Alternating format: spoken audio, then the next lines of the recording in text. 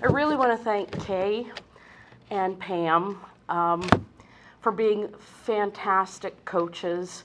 I have to say, my first go-round, my story was kind of preachy, and they opened my eyes and forced me to actually look at what I'm about to talk about and how it really and truly affected me. And I thank you both so much for that. I grew up in what I call white trash in Etna. We didn't have much except our big family. And it didn't occur to me that there was anything wrong with that because I lived in Etna and everybody else was just like me. So when I was 13, my youngest brother was born. Since then, I've been totally in love with children, especially babies. I've been called a baby whisperer since I can calm almost any crying child and usually end up putting them to sleep. My dream job when I grow up is to volunteer at a neonatal hospital rocking babies. I just want to let them know that no matter how difficult their life up to that point, there is someone who loves and cares for them. My husband of 32 years and I have a blended family of 5 children. Yours, mine, and ours. But they've always been ours. We have always treated them as brothers and sisters. Today as adults, they act like brothers and sisters. Get them in the room for 5 seconds and they're fighting. We're known in many social circles as Meemaw and Pawpaw. And yes, we do take in all strays. We love kids. If you're a kid, I don't care where you're from, you're welcome. You're part of our family. We don't require blood relatives. We just require love relatives. I was over the moon on Sunday, May 15th of this year at 7 a.m. Who texts their mother at 7 a.m.? When I received a text message from our youngest daughter with a picture of a positive pregnancy test and a message that said, "Don't share with the world. I still have to call the doctor to confirm, but I think I'm pregnant." My response, both by text and in reality, was, "Quiet scream, happy dance." This daughter had already experienced a miscarriage and had been actively trying to get pregnant for 2 years. She'd been through countless tests and procedures trying to determine why she had not conceived. And finally, it looks like number 14 grandchild is on the way. I have pictures if anybody's interested. We do have 13 grandchildren on the outside and 2 great-grandchildren at this point. And now we've got number 14 in the oven. You probably can guess that I was at the very least hopeful when Roe versus Wade was recently overturned. It gave me hope that abortion would not be the first go-to option for an unwanted pregnancy. It gave me hope that a young girl would choose to have a conversation with her parents or another trusted adult before choosing to abort her baby.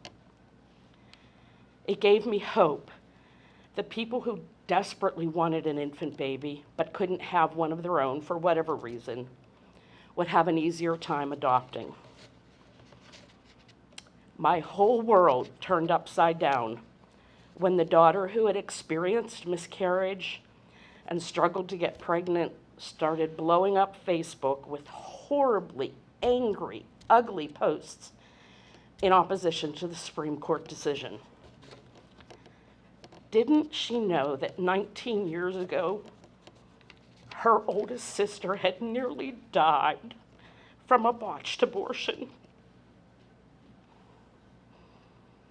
In Pennsylvania, a minor child under the age of 18 is permitted to make their own medical decisions if they're pregnant, even if the minor is 100% dependent on her parents for food, clothing, shelter, and even the medical insurance that pays for her botched abortion aftercare.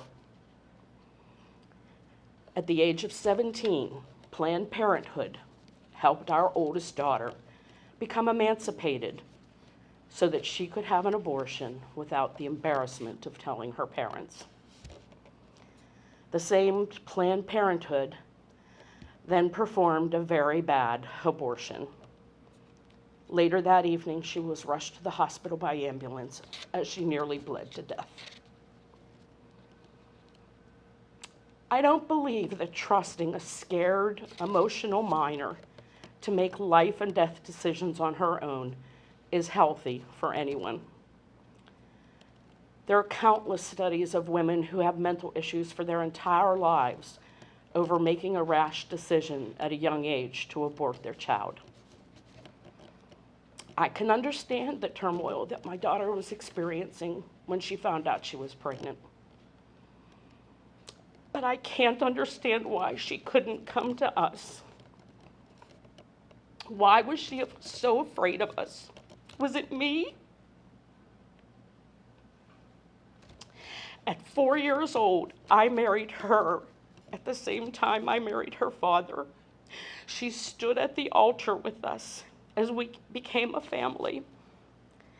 Didn't she know that I loved her as if she were my own flesh and blood? And I wonder how much influence the baby daddy had on this choice. Was he trying to pressure her into getting the abortion? I knew his parents. They were good people. Did he try to talk to them? Could they have helped her see that there were other choices? Didn't she have anyone that she could trust? She had choices she couldn't see. I could have helped her to see so many more options. Why didn't she come to us? She could have kept her baby. She loved kids too. Didn't she know how I feel about babies? Her father and I would have helped her raise that child while she made an independent life for herself. At that time, she had an aunt and uncle who were struggling to have a baby. They would have gladly adopted her baby, and then that baby would still be part of our extended family. We would have supported her through the pregnancy if she chose to have the baby adopted by outside individuals. And yes, I know that she still may have wanted to terminate the pregnancy, but we never got to have that conversation.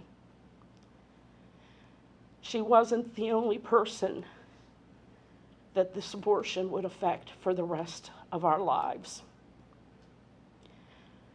I support women who want to make choices for themselves, but many times those choices involve other people. Should we at the very least be able to have a conversation before a decision is made? I lost a grandchild that day. No one has ever asked me how I feel about it. And I'm telling the whole world now, the loss of that baby still hurts. I cry for that child as much as I cry for the one my youngest daughter lost at 16 weeks gestation, and the two that my son and his wife lost before birth. And sometimes I'm still angry. I'm angry that in Pennsylvania it's so easy for a minor to have access to abortion on demand. I'm angry with myself for not being more aware of what was going on in her life. I'm angry that I couldn't do anything to help her. My daughter was a very tender-hearted, caring individual. We lost her 9 years after that abortion to prescription drugs and alcohol. I can't help but wonder if guilt and pain from the choice that she made at 17 played a part in her death. I'm angry that she's not here to see what great kids she has. I thank God every day that she chose to keep her son and daughter, who were only 4 and 5 when she died. They're now 16 and 17 and have been living with us for 4 years, since their father also died. I see so much of my daughter and my 16-year-old granddaughter. I pray every day that I'm building the kind of relationship with her that she feels comfortable talking to me about the hard stuff. I pray that she knows that I'll truly listen to her. I pray that I'm teaching her to understand that not everyone sees things the same way, that there's more than one side to every circumstance, that no matter if we agree or not, there is nothing she can do that will ever make me stop loving her, that she doesn't have to make the hard choices alone. And I hope she catches those important lessons and lives them out in all of her relationships. Thank you.